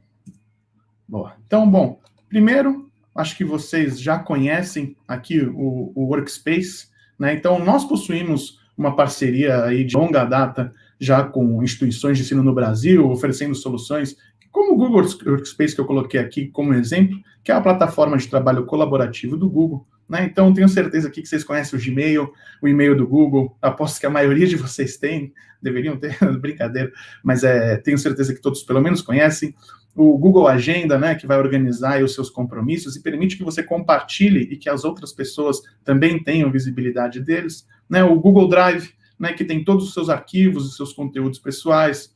Google Meets, onde você você consegue conversar com as pessoas em tempo real, né? E também tem o Google Docs, onde você consegue trabalhar em documentos e apresentações e planilhas também, né, em tempo real com outras pessoas, de uma maneira colaborativa. Bom, enfim, tudo isso acredito que vocês já conheçam, né? E já são parcerias que a gente vem mantendo aí com as instituições de ensino já há bastante tempo. E agora, a gente tem também programas de educação, né, que oferecemos aqui para as universidades, com o intuito de preparar, de fato, os jovens e os estudantes para o mercado de trabalho. Então, isso é ótimo para os estudantes, porque vai dar a oportunidade deles estarem se preparando para entrar no mercado de trabalho, e, claro, é ótimo para o mercado, porque isso possibilita que a gente vá, aos poucos, diminuindo esse gap de talentos que eu comentei com você no comecinho, que para que com isso a gente vá conseguindo abastecer, né, assim, o mercado com os programas de educação, com os jovens que o Google vai formando junto, né, com as parcerias de universidade. Então, legal. Beleza, Fábio, esses programas de educação aí que você está colocando aí no slide são bacanas, mas como é que eles são de fato aí, né, que você está apresentando? Então, esse slide eu coloquei para vocês, é que tem um resumo bem prático de como que funciona esse processo, que eu chamo de caminho do aprendizado, né? Onde a gente oferece junto com as universidades parceiras, né? Então, o primeiro passo que vocês conseguem ver aí é o que a gente chama de Skill Badges, né? Então, Skill Badges nada mais são que os distintivos de habilidades. Então, pensa comigo. Se a gente tem um Skill Gap, nada melhor do que uma Skill Badge para comprovar que o profissional tem aquela habilidade necessária para a área onde a gente está com demanda, né? Para a área onde necessita-se de um profissional. Então, a gente gosta de chamar até internamente dos nossos nanodegrees, né? Você comprova, através desse Skill Badge, que você tem aquela habilidade específica que é tão desejada. Então, esses Skill Badges, esses distintivos, né, eles são ganhos depois que o estudante realiza e conclui com sucesso aí laboratórios práticos que estão disponíveis na nossa plataforma, que a gente chama de Quick Labs, né, que é uma plataforma do Google. E qualquer um pode ter acesso, né? As universidades parceiras, no caso, têm até acesso gratuito. E eu vou mostrar para vocês um pouquinho mais, né, de como funcionam essas Skill Badges. Então, existem hoje, pessoal, atualmente mais de 20 Skill Badges, né, e com tantas aí para escolher, pode ser um pouco pesado, né, uma carga pesada para o estudante saber para onde ele vai seguir. Então, para orientar melhor esses alunos, os Skill Badges foram agrupados, logicamente, aí por planos de carreira na nuvem. Então, assim, os alunos que buscam empregos em infraestrutura em nuvem vão escolher aquelas Skill Badges específicas. Dados, aquelas outras, né? Machine Learning, inteligência artificial, né? Desenvolvimento de aplicativo, né? Então, enfim, você consegue escolher pela track que faz mais sentido pela sua escolha de carreira e você consegue fazer a linha de conhecimento, a linha de aprendizagem de acordo com as suas escolhas. Tá? Bom, então, só voltando aqui para o próximo passo, eu fui para aquele slide para vocês entenderem um pouquinho mais das Skill Badges. né? E aí, qual que seria o próximo passo da nossa jornada? É um currículo, né, que a gente chama de Google Cloud Foundation, que é um programa de treinamento que dura um semestre em média, que vão ter aí 10 módulos e que pode ser tanto ministrado pelos professores ou pelo corpo docente, ou ele também pode ser feito na plataforma on demand, com recursos que já tem, que nós já temos aqui gravados e prontos já para consumo. Legal, então vamos me acompanhando aqui na jornada, né? Então, depois do Google Cloud Foundations, a gente vai ter o Career Readiness, né? Então, beleza, a gente foi no fundamento, a gente pode seguir para o que a gente chama de formação de carreira, né? Então, no programa de formação de carreira, o conteúdo que a gente promove é o desenvolvimento praticamente de habilidades profundas, né, que os empregadores eles veem valor, né? São essas habilidades que de fato eles estão procurando. E a gente faz isso através de treinamentos on demand que já estão prontos também, né? E aí a gente tem 2 formações disponíveis, né? A primeira é que a gente chama de Associated Cloud Engineer, né, que é um curso que foi desenvolvido para alunos interessados em desenvolver, né, experiência em infraestrutura na nuvem, né? E para vocês saberem, né, o aluno que conclui esse curso, né, de Cloud Engineer, ele costuma exercer funções aí como engenheiro de nuvem, arquiteto de solução, engenheiro de DevOps. Então, tem muitas opções para quem quiser seguir essa trilha, tá? E aí, a segunda trilha é que a gente chama de Data Analyst, tá? Que é de analista de dados. Então, o curso de analista de dados foi desenvolvido aí para alunos interessados em aprender como obter insights por meio de análise de visualização de dados, tá? Então, esse curso, ele é apropriado para quem está mais interessado em se tornar ou analista de dados, ou analista de negócios, engenheiro de dados também, temos muitos, né? Profissionais de inteligência de negócios. Quem está mais para essa função analítica costuma escolher aí esse track de Data Analyst, né? E, bom, ao final do curso também a gente coloca só o último passo, que seja tanto de Cloud Engineer ou de analista de dados. Nessa altura do campeonato, nós entendemos que o estudante, quando finaliza o curso, né, ele já está preparado para entrar no mercado de trabalho, né, e ajudar as empresas a escalar seus negócios com o Google Cloud, né? E aí só falta aí esse passo final, somente para os alunos que concluíram, claro, a preparação para a carreira, fazer um processo de certificação, que aí eles poderiam mostrar e garantir que eles possuem o conhecimento adquirido aqui no Brasil. Beleza, e só contando um pouquinho mais aqui no Brasil, como que a gente está. Então, a gente já tem esses programas que eu apresentei para você, a gente já tem eles distribuídos para começar, já começaram, mas para continuar em mais de 40 universidades pelo Brasil, né? O que isso quer dizer? Que mais de 40 universidades estão aí com turmas abertas para essa especialização de Cloud Engineer e para analista de dados, tá? E, bom, além de toda essa preparação que a gente faz para ter as pessoas preparadas, de fato, para o mercado de trabalho, o Google não para por aí, tá, pessoal? Então, a gente realiza também um evento que a gente chama de Feira de Trabalho, né, para conectar todos esses estudantes que a gente se formou com as empresas parceiras que a gente já sabe que tem necessidade de contratar essas pessoas qualificadas. Inclusive, mês passado, em julho, agora, né, a gente realizou a primeira dessas turmas, né? A gente conectou mais de 100 jovens que terminaram os nossos cursos com essas empresas parceiras, né? Então, é algo muito recente, estou contando para vocês aqui em primeiríssima mão, algo que a gente está começando agora, a gente está muito orgulhoso que isso foi realizado aí mês passado, e a gente espera ver muito desses jovens aí já trabalhando nessas empresas parceiras. E bom, isso aqui, pessoal, foi só a primeira, né? E a gente espera fazer isso muito, muito mais vezes, né? E você que está vendo isso e está empolgado com essa questão de educação que o Google Cloud está promovendo e quer saber mais detalhes, em breve, boas notícias para vocês. A gente vai lançar um site com todos os detalhes dos nossos programas, tudo isso aqui que eu estou falando, mas e também com oportunidades, treinamentos gratuitos, inclusive. Enfim, peço para vocês esperarem um pouquinho. Assim que a gente tiver isso aqui pronto, já empacotado, eu mando um ping aí, uma mensagem para o professor Falcão, e tenho certeza que ele vai conseguir distribuir aí as boas notícias para todo mundo. Pessoal, do meu lado é isso, queria agradecer o tempo, o convite, foi muito bom estar aqui com vocês hoje. Fantástico, Fábio. É uma visão sistêmica, né, de todo esse processo para poder fazer girar todo esse cenário que vocês estão vislumbrando, né?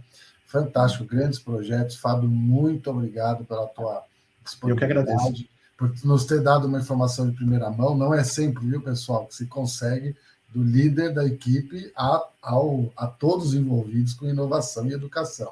Obrigado, Fábio, obrigado mesmo. Agora o Alessandro vem com tudo, fechando, né? Bom. Oi, pessoal, boa tarde, tudo bem? Tudo bom, bem, professor Falcão? Tudo certo. Obrigado por ter vindo. Você vê, agora falaremos do futuro do emprego, né? Todo mundo está curioso, né? No meio de toda essa mudança, né? Que tem ocorrido no mundo. Como é que fica o emprego? Como é que vocês enxergam todo esse cenário de mercado de trabalho profissional para o futuro? Obrigado pela pergunta, professor Falcão. Acho que antes da gente começar, né, o Fábio dividiu várias das nossas iniciativas em relação à capacitação e formação de profissionais, pensando no futuro do mercado de trabalho. E acho que aqui a gente quer dividir um pouquinho também como esses profissionais vão trabalhar no futuro, o que é muito importante. Acho que conectando um pouquinho lá com o que o Eduardo trouxe no primeiro momento da nossa sessão de hoje, ele comentou o fato de a gente se debater aí com mudanças nos últimos meses, que foram muito grandes na forma de se trabalhar, né? Então, acho que a gente sabe que o mundo está sempre em constante transformação, só que a gente não esperava que isso fosse mudar tanto em um período tão curto de tempo. Então, uma das coisas que aconteceu aí nesse período foi a implementação em larga escala do modelo de trabalho remoto. Acho que, como até o Edu também comentou, né, ele ficava fazendo várias viagens, participava de várias reuniões presenciais, e isso acabou se tornando de uma forma 100% remota a participação. E dentro desse contexto de trabalho remoto forçado, que não tinha sido implementado em larga escala antes, a maioria das pessoas e dos profissionais precisou sair do seu escritório e trabalhar de casa, né? Então, o que a gente vê é que as estruturas de um modelo de trabalho mais tradicionais, né, que foram construídas há décadas, acabaram sendo mais desafiadas ali, e a colaboração foi testada ao seu limite, né? Em contrapartida, empresas e profissionais que já carregam esse mindset de inovação, uma cultura colaborativa no mindset, prosperaram mais do que nunca. Então, acho que pensando no futuro do emprego e no futuro do trabalho, a gente, com todas as mudanças que aconteceu e todo esse novo panorama, ficou super integrado para entender o que de fato mudou, né? Então, a gente convidou a IDC para realizar uma pesquisa junto com o Google Workspace. A gente conversou com quase 900 profissionais brasileiros de grandes empresas, de diversos setores, diversos tamanhos, para a gente justamente entender quais foram as percepções e quais as principais mudanças no período. Então, tem algumas perguntas que a gente buscou, né, respostas. Eu acho que sempre quando eu divido esse material, eu gosto de falar que a gente não tem uma fórmula secreta para como a gente vai trabalhar no futuro, né, e como que isso vai se dar em cada empresa. Mas a gente tem alguns caminhos e a gente consegue entender a partir disso, né, como que isso pode acontecer. Então, a gente buscou responder perguntas, né, de como as pessoas estão se sentindo nesse novo cenário, quais são as expectativas no sentido da retomada, uma vez, né, que a situação pandêmica esteja controlada dentro do país, né, qual é o papel da colaboração no meio disso tudo, como a tecnologia impulsiona ou não a colaboração nesses ambientes. E um ponto muito importante dessas conversas com 900 profissionais brasileiros que a gente fez com a IDC é que elas foram sempre pensando numa amostra diversa e plural. Acho que aqui no Google a gente tem no nosso DNA a questão de diversidade, equidade e inclusão, e a gente quis refletir isso quando a gente foi para campo realizar esse estudo. Então a gente conversou com profissionais brasileiros que, enfim, são profissionais que estão ingressando no mercado de trabalho e profissionais que já têm ali anos de experiência. A gente conversou com profissionais não só da área de TI, que é o nosso principal público, mas também com outras áreas, né? Então, a gente está falando de jurídico, marketing, financeiro, e isso é importante, porque a gente sabe que a colaboração, né, e esse profissional inovador, colaborativo, não se dá só numa área, se dá na empresa inteira, como o Eduardo também ressaltou. A gente falou com pessoas que tinham ali uma posição desde uma posição de gestão, até pessoas que contribuem individualmente para justamente entender nuances de percepções diferentes, conversamos com profissionais que trabalham em empresas nativas digitais, então já nasceram aí num ambiente de transformação e de um ritmo muito ágil, mas também de empresas tradicionais, né, que às vezes tendem a ser um pouquinho mais resistentes às mudanças. E todos esses profissionais tinham no mínimo 1 ano de atuação na empresa em que eles trabalhavam, porque só assim a gente conseguia, obviamente, capturar a nuance de como era a colaboração antes e como ela passou a acontecer durante o período de trabalho remoto forçado. Então, eu estou trazendo alguns insights do estudo para a gente conversar e eu espero que ajude vocês e as suas empresas a encontrarem caminhos para se transformar para o futuro do trabalho. Essa pesquisa está disponível na íntegra, a gente compartilha o link com vocês depois, para caso vocês queiram fazer o download. Mas eu queria trazer 2 capítulos que eu acho essenciais para essa nossa conversa. O primeiro, que é como a gente fala de formato de trabalho. E aqui a gente traz uma afirmação que é de nem 100% digital, nem 100% presencial, híbrido. E por que a gente traz o híbrido como o grande formato de trabalho no futuro para o Brasil?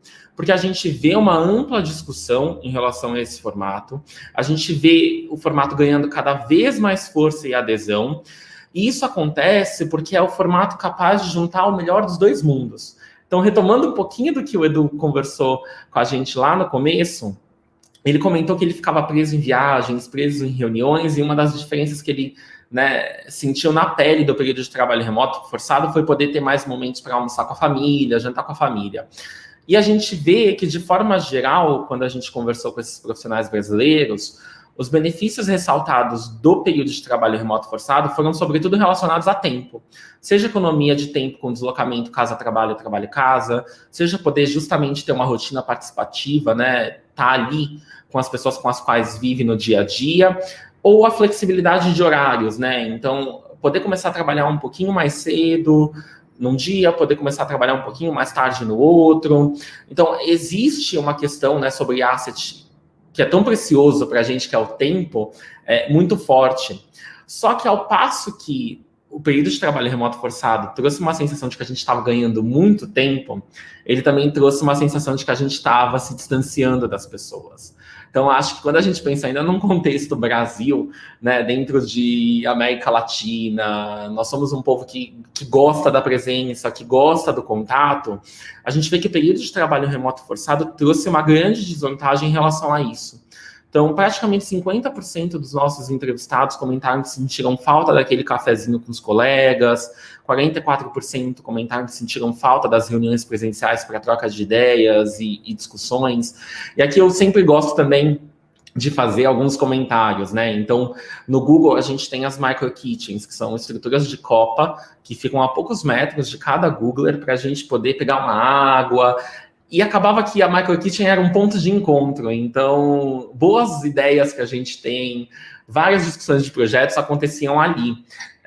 E isso, no período de trabalho remoto forçado, acaba se perdendo um pouco, A gente fica muito preso a ter que marcar uma reunião formal no calendário para conversar com outra pessoa. Acho que tem um outro ponto aqui também que é super importante quando a gente pensa,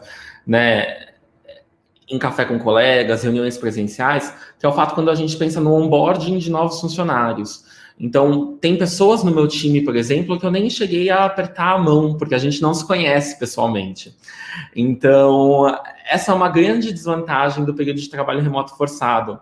E aí, quando a gente estava rodando o campo, a gente viu que o híbrido já era uma realidade. Então, quase metade da amostra já estava trabalhando ali num formato de trabalho híbrido, e a gente viu proporções muito parecidas no que é o formato remoto e o formato presencial. E são proporções que se repetem à medida que a gente faz outras perguntas. E aí, projetando o futuro, a gente perguntou tanto para os profissionais cujas empresas optaram por um modelo de trabalho já no pós-pandemia e para os profissionais cujas empresas não optaram por um modelo de trabalho. Dentre aqueles que as empresas já definiram, 43% mencionaram que as empresas já escolheram o formato híbrido, E aí, uma das coisas que a gente foi atrás foi de entender como que esses profissionais percebem o formato. E a gente vê que, de forma geral, boa parte da amostra vê o trabalho híbrido com entusiasmo e confiança. E uma das outras perguntas que a gente se fez foi que a gente fez foi se a liderança seguia esse mesmo caminho. Porque no Brasil sempre teve uma discussão muito grande em torno da adoção do modelo de trabalho remoto. Empresas que eram mais inovadoras, mais flexíveis, já tinham adaptado o seu modelo de trabalho para ter pelo menos um dia de home office no mês, um dia de home office na semana, mas o grande, né, filão do segmento corporativo ainda não tinha andado muito nessa discussão. E o que a gente vê foi que o período de trabalho remoto forçado fez com que as empresas rompessem essa desconfiança que existia de se a máquina ia continuar rodando, se os funcionários conseguiriam continuar entregando os projetos com qualidade. Isso se reflete em como as lideranças veem o formato híbrido. Então, elas acompanham e elas têm índices até numericamente maiores quando a gente pensa na sensação de confiança e de entusiasmo que esse formato pode proporcionar. O que é importante também, pensando, né, a gente falou um pouquinho das percepções e dos sentimentos dos profissionais cujas empresas já definiram o formato híbrido como padrão no pós-pandemia.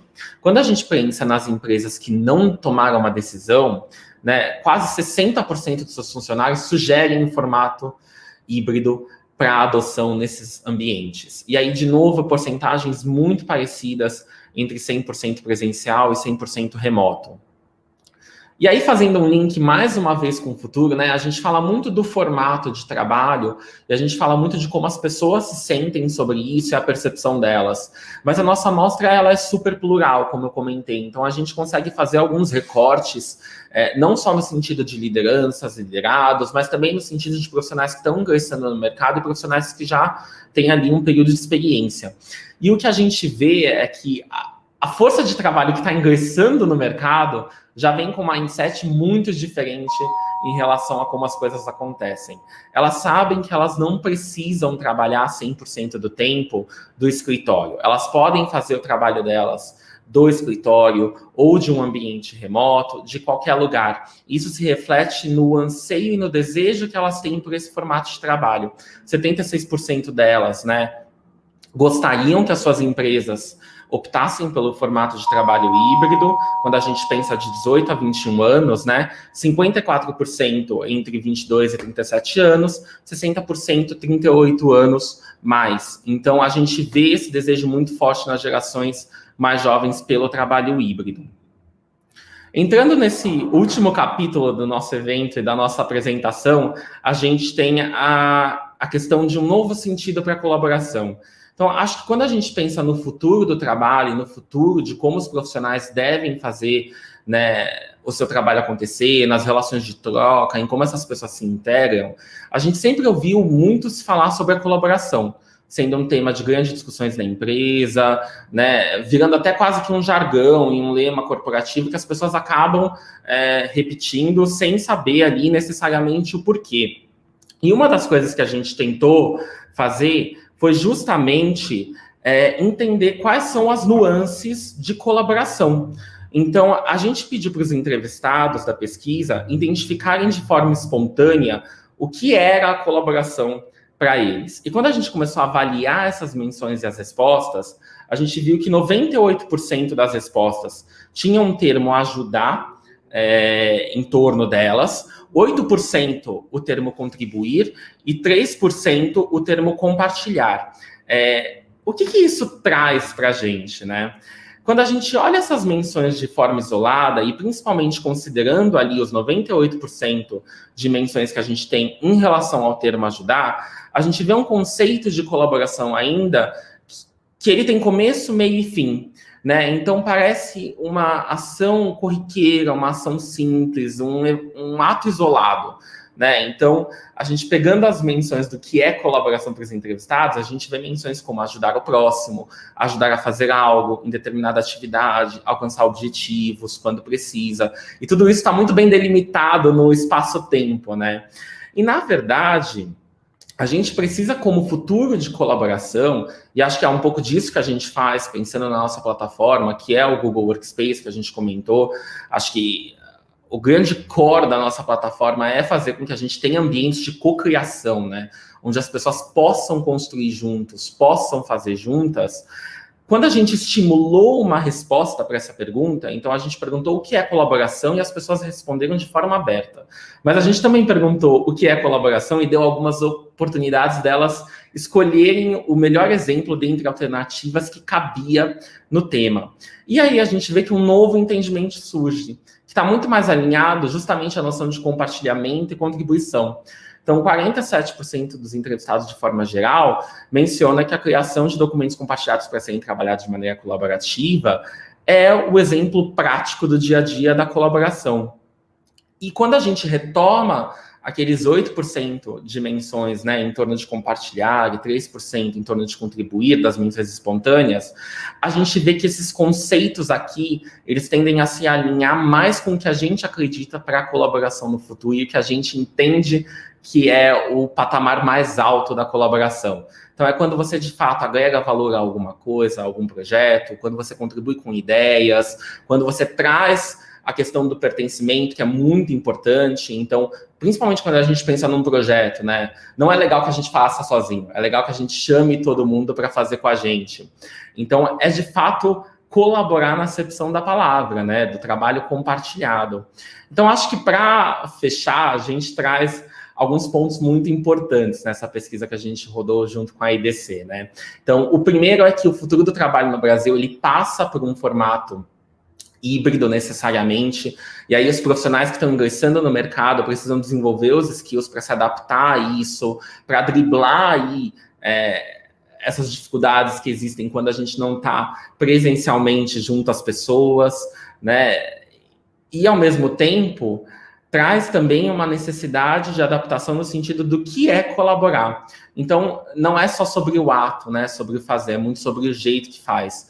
E a gente aqui no Google acredita muito que a colaboração é quando a gente, né, traz todo mundo junto com a gente para a dança. Então, né, a gente acaba, dentro da nossa cultura, quando a gente, por exemplo, né, abre um documento, a gente abre um documento do zero e já compartilha ele com todo mundo, porque a ideia é que todo mundo trabalhe nesse documento juntos, né? A gente não fica fazendo ping-pong de documento para um revisar, o outro revisar, até chegar na versão final.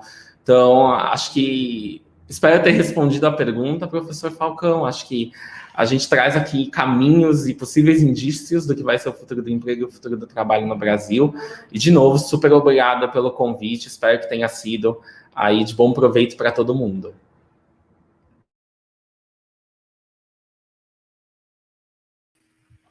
Fantástico.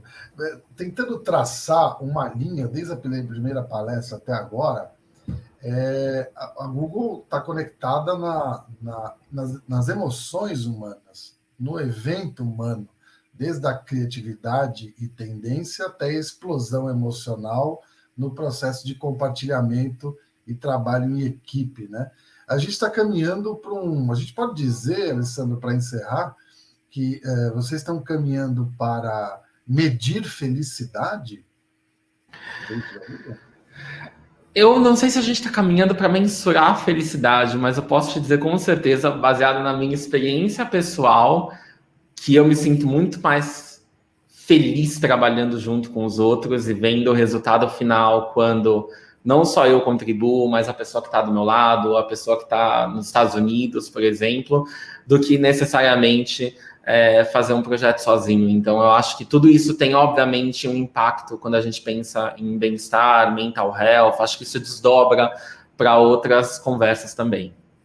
Muito bom, Alessandro, muito obrigado, excelente apresentação.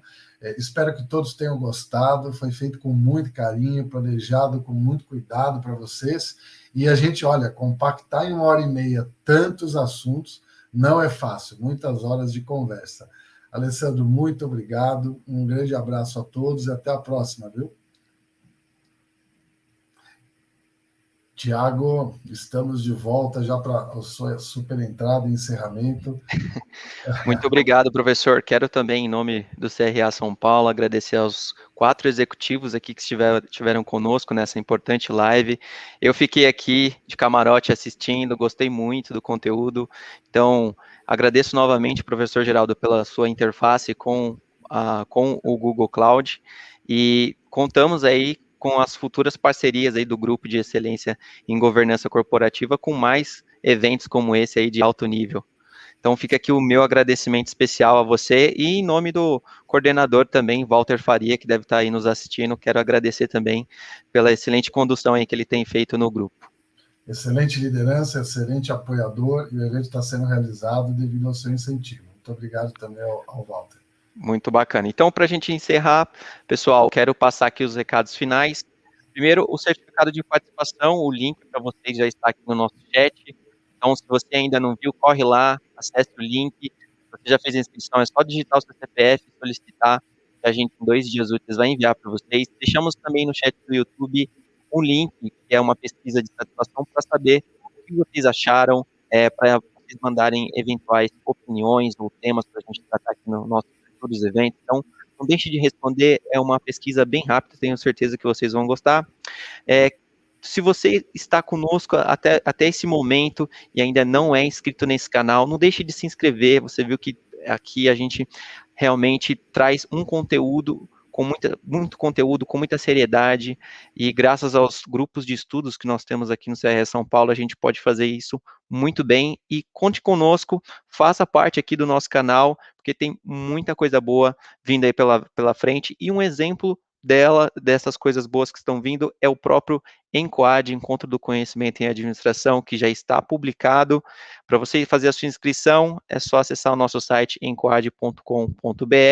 O tema desse ano, pessoal, que todo ENCOAD tem um tema central. O desse ano é a transformação do mercado consumidor. Muito interessante, tenho certeza que é de interesse de vocês. Então, corre lá no nosso site, dá uma conferida em todos os palestrantes que foram convidados, os temas específicos de cada dia, porque são 4 dias, do dia 13 ao dia 16. Então, dá uma passadinha lá no nosso site e já garante a sua vaga, a sua inscrição. Lembrando que é um evento gratuito e 100% online. Então fica aqui o meu agradecimento por vocês que acompanharam até esse momento, que fizeram a inscrição no nosso canal, principalmente aqueles que estão aqui pela primeira vez.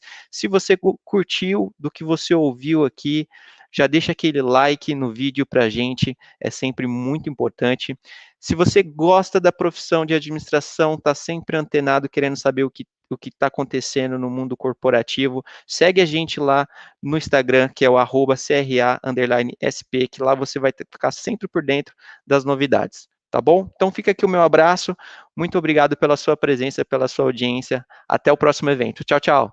Não se trata mais de oferecer o melhor produto ou serviço. Trata-se de proporcionar a melhor experiência. Não é mais sobre digitalizar processos. É sobre pensar digital. Não basta mais apenas oferecer o melhor custo-benefício. É preciso ponderar os impactos sociais e ambientais da sua operação. Não é só sobre ser relevante para o consumidor ou para o acionista, mas sobre ser relevante para todos os stakeholders. Não se trata mais de manter o consumidor no centro, mas sim incluí-lo em toda a jornada. Não basta mais ter know-how, é preciso entender e aceitar que agora o aprendizado é diário. Não se trata mais de possuir, trata-se de ter acesso. Não se pode mais apenas parecer íntegro, é preciso ser humano. Diante de tantas mudanças, não sobrará muito espaço no mundo e nos negócios para aqueles que não entenderem e aplicarem esses conceitos o quanto antes. E é neste contexto que o ENCOAD 2021 chega para debater o impacto das transformações no mercado e na sociedade como um todo, com foco no papel do profissional da administração como protagonista dentro das organizações que pretendem sobreviver nesse cenário. Sejam bem-vindos ao ENCOAD 2021.